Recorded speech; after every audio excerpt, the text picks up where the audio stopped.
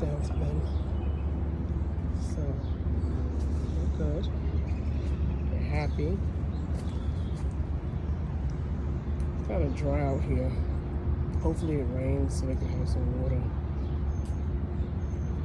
Usually they have the sprinklers on for the grass, but I don't see them on for the last few days.